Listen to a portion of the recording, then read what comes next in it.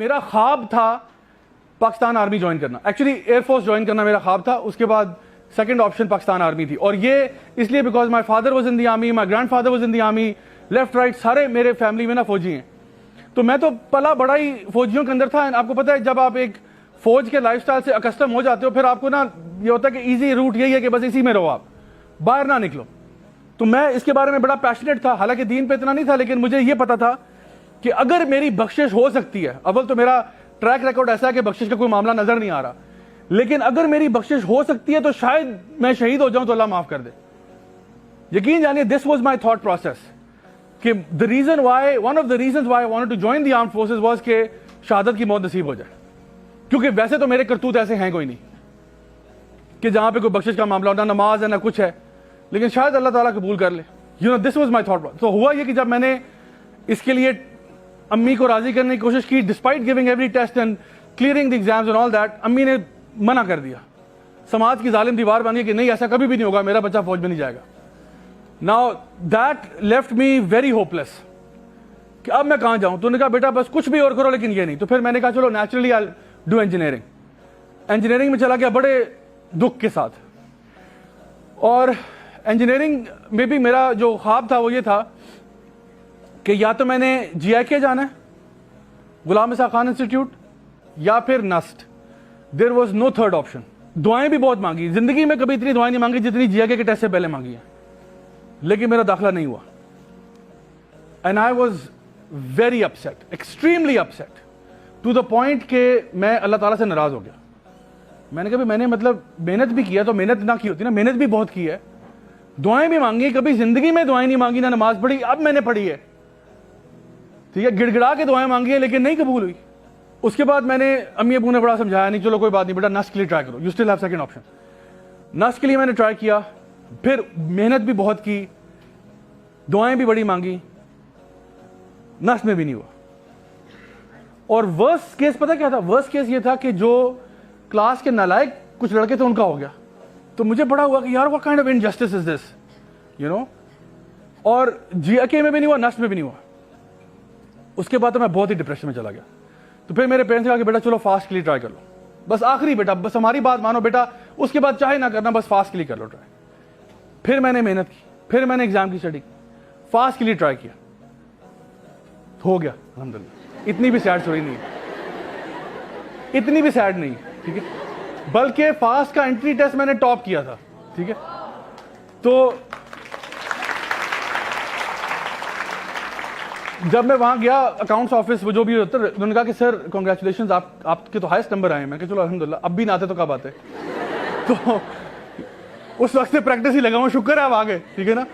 تو any way, تو وہاں پہ ہوا, لیکن ہو یہ رہا تھا کہ جب میں داخلہ میرا ہوا ہے, میں وہاں پہ پڑھ بھی رہا ہوں, لیکن نا ایک دو سیمسٹر لگانے کے بعد مجھے آئیڈیا ہوا کہ میرے جتنے بھی دوست تھے جو جی آئی کے میں نس میں تھے, وہ نا وہاں سے پکچرز بھیج رہے ہیں کہ یار جی آئی کے کیفیٹیریا کی کیا ہی بات ہے, یار نسٹ کی چائے جو ہے نا اس کا کوئی جواب نہیں ہے, کہیں پورے پنڈی اسلام آباد میں چائے نہیں ملتی.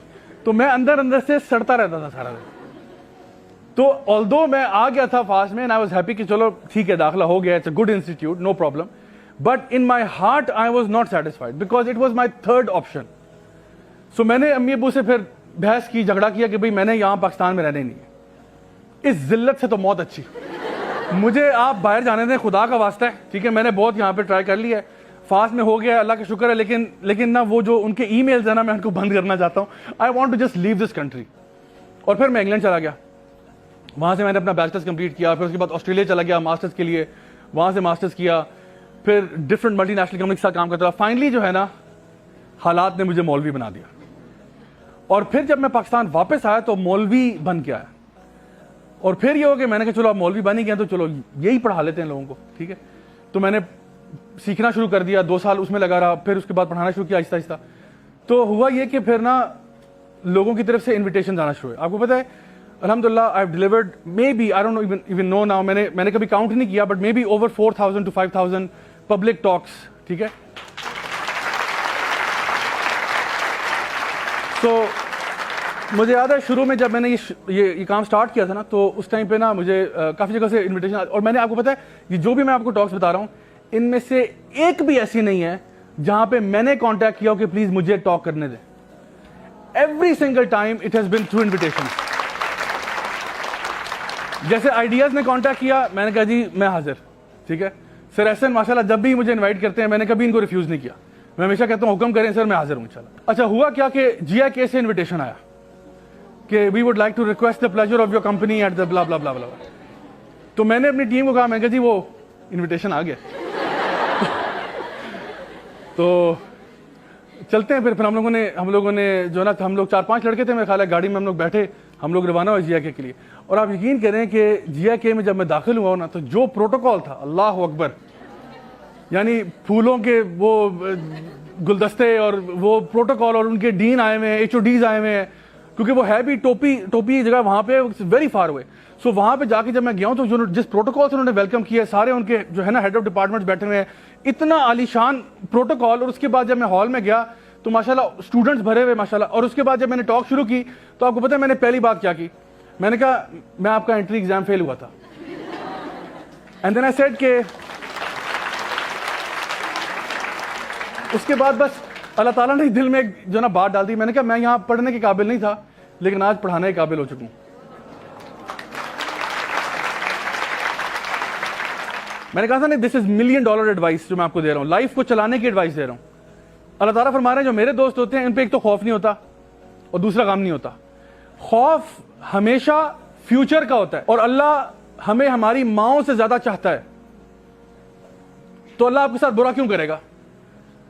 اور یہ بات جان لیں کہ جو بھی چیز ہماری لائف میں آتی ہے اور ہمیں لگتا ہے کہ بہت مصیبت ہے, پریشانی ہے, یقیناً اس میں سے خیر نکلتی ہے 100%. اگر آپ اللہ کو مانتے ہیں تو یہ مان جاؤ کہ اللہ تعالیٰ آپ کے ساتھ ظلم نہیں کرتا.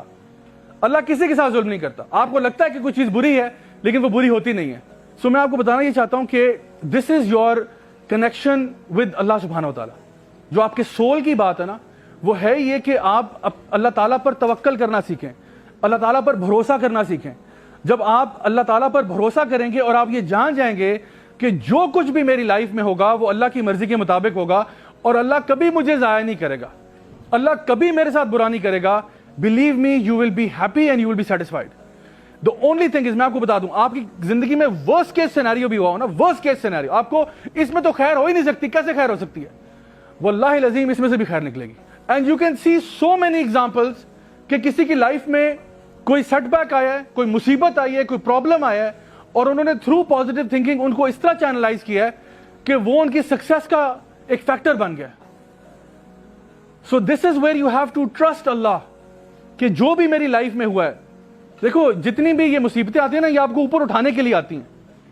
اللہ تعالیٰ آپ پہ ظلم نہیں کرنا چاہتے, لیکن یہ بات جان لو کہ زندگی کے اندر آپ بہت سارے ایسے لیسنز ہیں جو کتابوں سے نہیں سیکھ سکتے.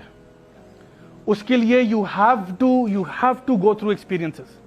Even if those experiences are painful, آپ وہاں سے گزر کے کچھ سیکھو گے. بلکہ میں یہاں تک کہتا ہوں کہ زندگی کے سب سے امپورٹنٹ لیسنز آپ کو پین سکھائے گی. That pain will become your greatest teacher in life. ایک بچہ جو ہے وہ ہیٹر کو ہاتھ لگانے جا رہا ہے, چھوٹا سا بچہ 2-2.5 سال کا, ہیٹر کو ہاتھ لگانے جا رہا ہے, ہیٹر جل رہا ہے, ہیٹر کو ہاتھ لگانے جا رہا ہے, ماں اس کے ہاتھ پہ تھپڑ مارتی ہے, مت کرو اس طرح. اب وہ بچہ رو پڑتا ہے. یہ ماں نے جو تھپڑ مارا ہے اس کے ہاتھ پہ, یہ ماں کی نفرت ہے یا ماں کی محبت ہے؟ بچہ اس کو کیا سمجھ رہا ہے؟ نفرت. ماں hates me, my mother hates me. اگر ماں ہیٹ کرتی ہوتی نا, کہتی پتر لگا, چل لگا, بہت شوق ہے نا, لگا, پکڑ دیتے اور اس کا ہاتھ گھسا دیتی, پھر کہتا میرا ہاتھ جل گیا, پھر ماں کہتی ہوں آرام ہی تو کی. یعنی اب دیکھیں کہ جو بندہ جس ایکسپیرینس سے گزر رہا ہوتا ہے اس ٹائم پہ وہ بھول جاتا ہے کہ جو میری لائف میں ایکسپیرینس آ رہا ہے یہ کس وجہ سے آ رہا ہے. ماں کو بہتر پتا ہے کہ جو بچہ ہے جس لیے اس نے اس کو ہاتھ پہ مارا ہے, اذیت ہوئی ہے, ماں کو پتا ہے اذیت ہوئی ہے اس کو, لیکن یہ اذیت, یہ پین, یہ تکلیف چھوٹی ہے کمپیئر ٹو وہ تکلیف جو اگر یہ کر جاتا تو ہوتی. سو مورل آف دا اسٹوری کیا ہے؟ کبھی کبھار کیا ہوتا ہے, آپ کہیں پہ جاب کرنا چاہ رہے تھے, آپ کی جاب نہیں ہوئی, الحمدللہ. اگر ہو جاتی تو پتہ نہیں کیا خرابی پیدا ہوتی. ہو سکتا ہے اللہ معاف کرے کوئی ہراسمنٹ کا کیس آپ پہ ہو جاتا, may be you got harassed in this workplace, الحمدللہ آپ پہ نہیں ہوا. ہو سکتا ہے آپ کسی جگہ پہ آپ کسی ایگزام میں فیل ہو گئے, مے بی پاس ہوتے تو آپ کا کریئر کہیں اور چلا جاتا. کہیں پہ آپ رشتہ کرنا چاہ رہے تھے, وہاں نہیں ہوا. نو پرابلم, اسی میں خیر ہے. ہو جاتا تو شاید ورسٹ کیس ہوتا. یقین جانے ہمیں لگتا ہے کہ نہیں اگر وہ نہیں ملی تو بس زندگی ختم. تجھے کیا معلوم کہ وہاں مل جاتی تو کیا ہوتا, مل جاتا تو اور روتا کہ یا اللہ یہ کس کے متھے لگا دیے مجھے. سو ٹرسٹ اللہ, ٹرسٹ اللہ. آپ کا جو سول ہے نا, جب آپ کا ریلیشن شپ اللہ تعالیٰ سے اچھا ہوتا ہے نا, then you are at piece.